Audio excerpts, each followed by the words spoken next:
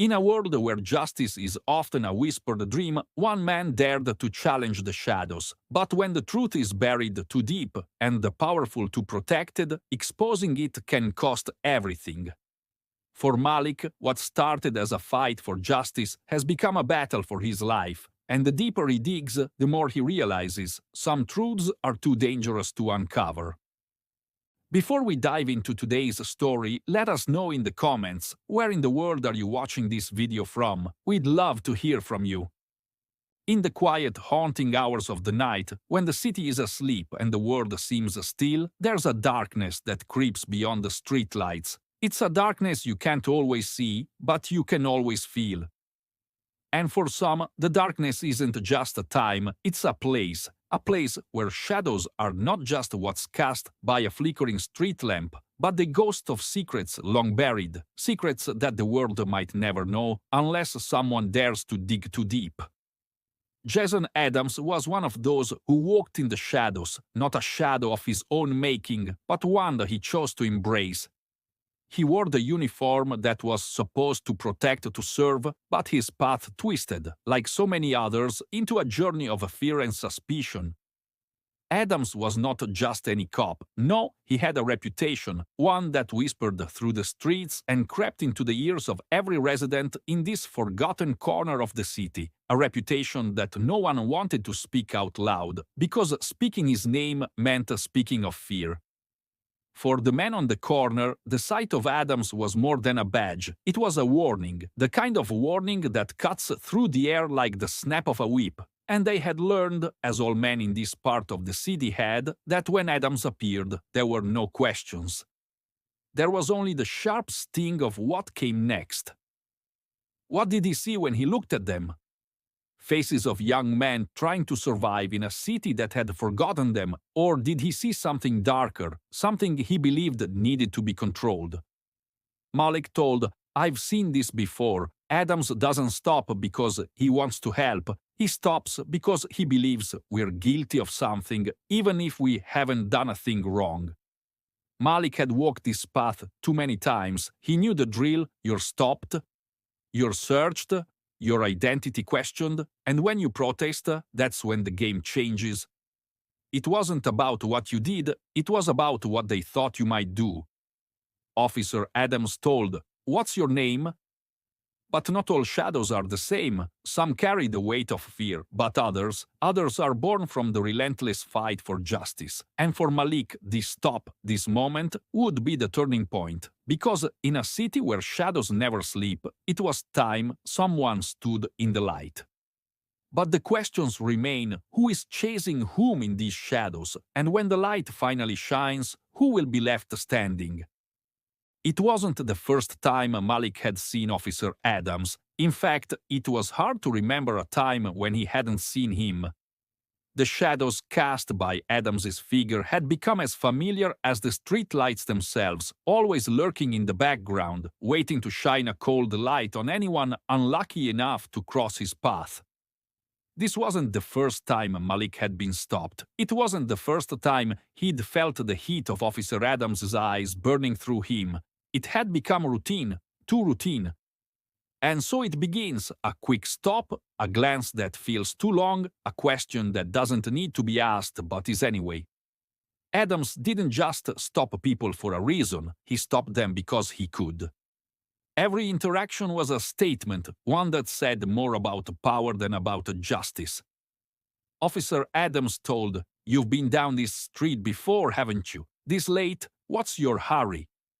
Malik told, "Just heading home, officer. Long day." Officer Adams, raising an eyebrow. "A long day, huh? Well, you don't mind if I take a look, do you?" It wasn't just a search. It wasn't just about what was in his pockets. No, Adams wasn't looking for anything tangible. What he was after was a control. The dominance of one man over another, built on fear and intimidation. Every time Malik felt the sting of those handcuffs, it wasn't the metal that hurt, it was the message behind them. But it wasn't just Malik. It was every black man in that neighborhood. Each one of them knew the look, knew the steps that followed. Every time they stepped out of their door, they were taking a risk. Because with Officer Adams on patrol, the streets were no longer just the pathways home, they were a minefield.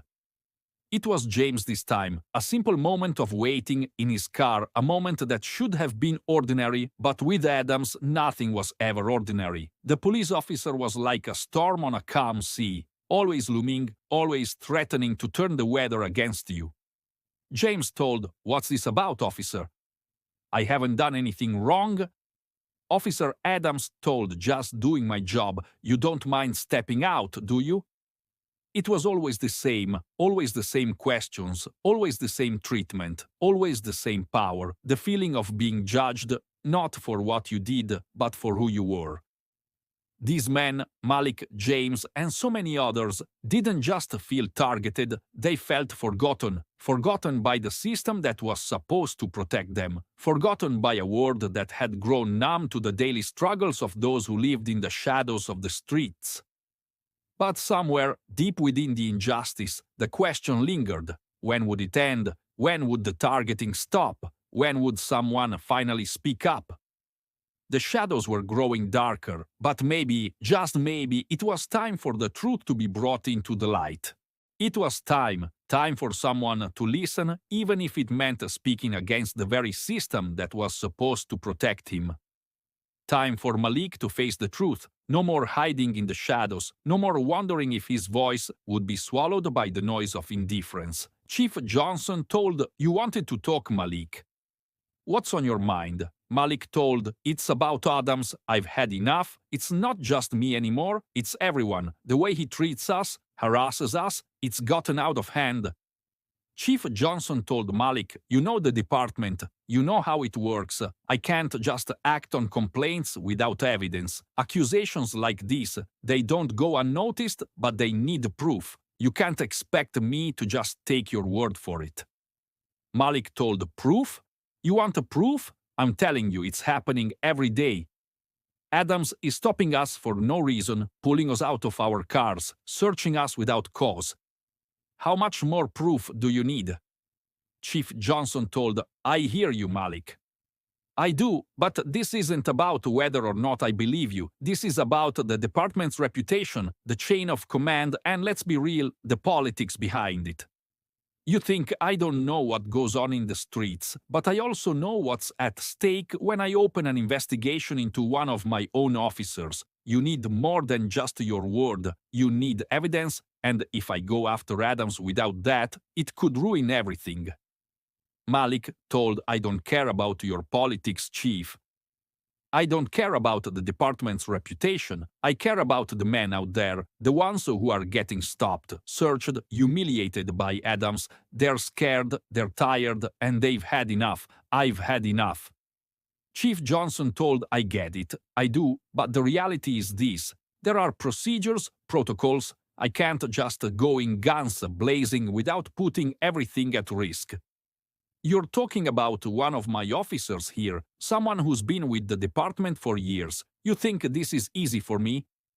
Malik told, "Do you want me to keep walking down these streets, knowing that at any moment Adams might decide to pull me over again, that I could be next? How long until it's someone else? How many lives need to be ruined before someone takes action?"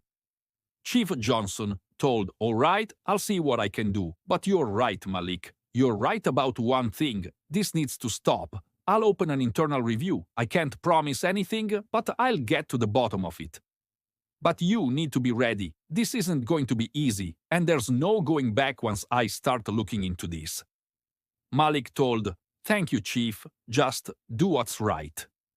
For Malik, this was a victory, a small one, but a victory nonetheless. For too long, the voices of those who had been silenced were left unheard, but now the silence would be broken. The question was no longer whether or not someone would listen, it was whether the truth would survive the storm that was about to follow. It's strange, isn't it, how one moment can change everything. A decision that felt like it was made in the heat of the moment can unravel everything you thought you understood about yourself, about the system you swore to protect. Chief Johnson had made his decision to open an internal review into Officer Adams, but that decision wasn't just his alone. It was a ticking clock now, one that could either explode in his face or force him to confront a truth he wasn't sure he was ready to see. Adams had lived in the shadows for so long, believing he was untouchable. But the game had changed. His every move was now under scrutiny. The very thing he thought he controlled had begun to slip through his fingers, and now he wasn't sure who was watching him more, the community or the ones he worked for. Detective Ramirez told, "We've been keeping an eye on Adams like you asked." "It's not pretty, Chief. I'll be straight with you. There's a pattern here, and it's not just in Malik's case, it's bigger." The evidence didn't just paint a picture, it screamed it. A pattern of behavior, one that Adams had built over the years. There were the stops, the searches, the accusations that never had a basis in law, but always seemed to carry the same weight, the same aggressive tone, the same unspoken understanding. If you were black, you were a target. Narrator told Adams had developed a method, one that he perfected over time. He never stepped too far over the line, never enough to get caught, but his actions were clear. The stops weren't random, the aggression wasn't a mistake. It was calculated, it was targeted, it was deliberate. Detective Ramirez told, "You've been questioned before, officer, but this time it's different. We have evidence, body cam footage, testimonies, and a pattern that's impossible to ignore. How do you explain it?" Officer Adams told, "I'm just doing my job. The streets aren't safe. You want me to let criminals go just because they've got a good story?" Detective Ramirez told, "You know as well as I do that this isn't about keeping the streets safe. This is about power, about control, about a mindset that treats certain people like criminals before they've even done anything wrong." It wasn't just the actions of one rogue officer, it was the system that allowed those actions to continue, to thrive, to fester. But now, the walls were closing in. Adams could no longer hide behind his badge. The truth was out, and there would be no escaping it. Detective Ramirez told, "We're getting closer, but we need to make sure we've got every piece of the puzzle. The department won't let this go quietly. There's a lot at stake." Chief Johnson told, "I know, but the question is, can we afford to let it go at all?" The tipping point had arrived. The investigation was no longer a formality. It was the beginning of something that would shake the very core of the system.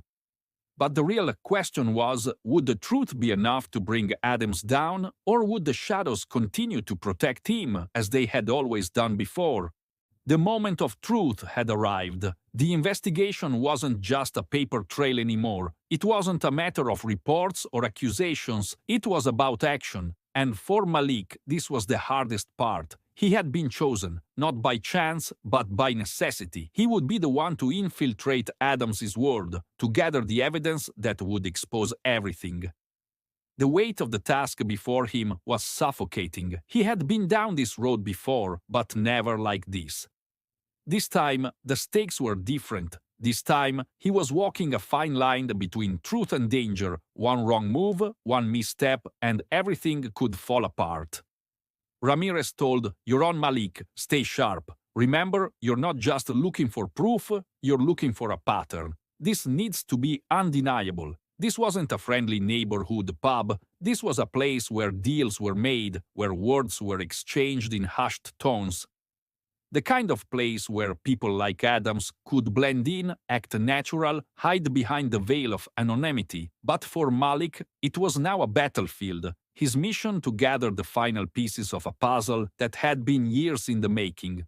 Adams wasn't just sitting at the bar, he was a king surveying his kingdom, his power unchallenged, his authority unquestioned. But tonight, things would be different. Malik would step into his world, a wolf among sheep, a man on a mission to uncover the truth that had been buried under layers of corruption. Malik told, "Stay calm, don't let him see you, you've got this." In that moment, Malik realized something that he had known deep down but hadn't fully acknowledged. This wasn't just about exposing Adams, this was about surviving the next few moments, because Adams wasn't just a cop, he was a predator, and predators had a way of sensing when something wasn't quite right. This was it, the moment that could unravel everything. Malik had to act fast. He couldn't afford to hesitate. Not now, not when the evidence was so close, so tangible. The sting operation wasn't just about gathering proof. It was about exposing a man who had spent years operating with impunity. Adams knew he was being watched, but did he know how much? Did he know that Malik had already captured the words he'd spoken in that bar? That every action, every step he took was being recorded? The question wasn't just what Adams would do next. It was what Malik was willing to risk to make sure the truth came to light. Officer Adams told, "You following me, kid?" Malik told, "Just doing my job, officer. Just making sure I don't get lost." It was the standoff they had both been waiting for. The pieces were in place, the trap set, and the only question now was, would Adams fall into it? Or would he find a way to escape, once again disappearing into the shadows? In this moment, the world seemed to hold its breath. The hours of waiting, the risk of exposure, all led on to this one encounter. The stage was set, the truth was within arm's reach, but it wasn't in a room full of files or a stack of paperwork. It was about to unfold in the cold, dim alley where the darkness and the light would collide. And only one man would walk away with his truth intact. Adams didn't know it, but he had already lost. The walls were closing in, and all the lies, all the years of silence had finally led him here. This wasn't just a confrontation between one man and another. This was about power, about who held the keys to the truth. And the truth, it seemed, was on the verge of breaking free. Every step Adams took, every movement he made, Malik watched. He was no longer just a witness to what was happening, he was part of it now. The risk of being discovered was a constant weight on his shoulders, but the need to expose Adams, the need for the truth to come out, was the only thing that mattered. Malik told, "This is it, I'm going in." Adams, Officer Adams, turning slowly, his voice low and steady. "What do you want, Malik?"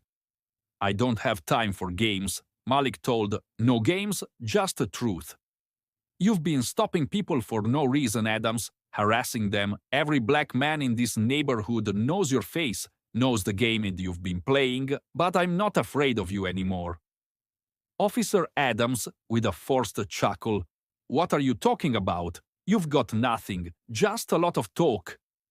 Malik told, "Then why don't you take a look at this? Every time you stopped someone, every time you threatened them, it was recorded. This is your truth, Adams. It's all on tape, and you can't hide anymore." For a man like Adams, the truth was a foreign concept. It had always been easier to manipulate, to deceive, to twist things to fit his narrative. But now, standing in the alley with the undeniable evidence in front of him, the walls had collapsed. His reign was over, and he knew it. Officer Adams told, "You think this is over? You think I'm just going to let you walk away with this?" Malik told, "It's over, Adams. The truth doesn't care about your badge. You've been caught, and now you'll pay for what you've done." For years, Adams had hidden behind the badge, behind the system, but in that moment, he understood something he hadn't before. No one is untouchable, no one is above the law, not even him.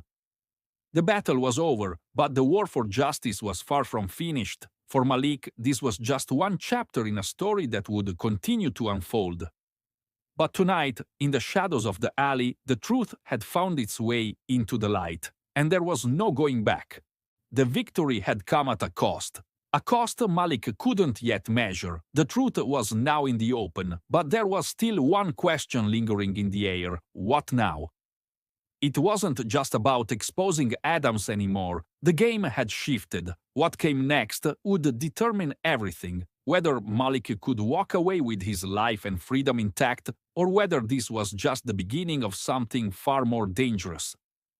What if exposing Adams had set something bigger in motion? What if the corruption he had uncovered wasn't just limited to one officer?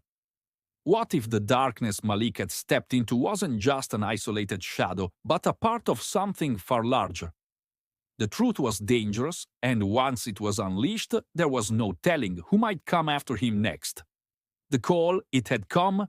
He hesitates, then answers, his voice steady but his mind racing. Malik told hello. Mysterious voice told Malik, we've been watching you.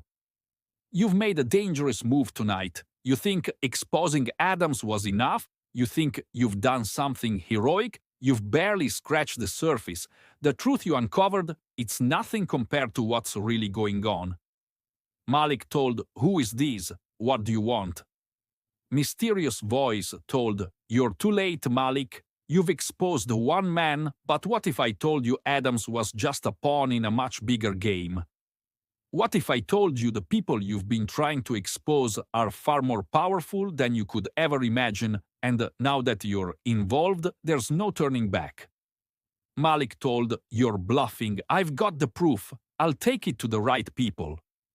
Mysterious voice told, the right people? You think the system you've been fighting for will protect you? Let me make something clear. There are people who have more power than your truth, more influence than your evidence. They don't play by the rules, Malik, and now you're in the middle of it. You have two choices: stop now, disappear, and pretend this never happened, or go forward and expose everything, knowing full well that you'll never be safe again. You'll never be free. Malik told, I'll finish what I started. The phone call had ended, but the game had only just begun. Malik had chosen his path, one that would lead him into a labyrinth of lies, corruption, and danger. The shadows that once surrounded Officer Adams were far deeper, far darker than he could have ever anticipated. And now Malik had no choice but to follow them. But would the truth ever be enough to bring the powerful down, or had he just signed his own sentence? There's always a cost to seeking the truth, and for Malik, the price would be higher than he ever thought possible. But one thing was certain: the shadows that had once controlled him were no longer the ones in charge. Do you think Malik made the right choice, or was the cost too high? Let us know in the comments below. If you enjoyed this video, don't forget to like, subscribe, and turn on notifications for more stories that challenge the truth.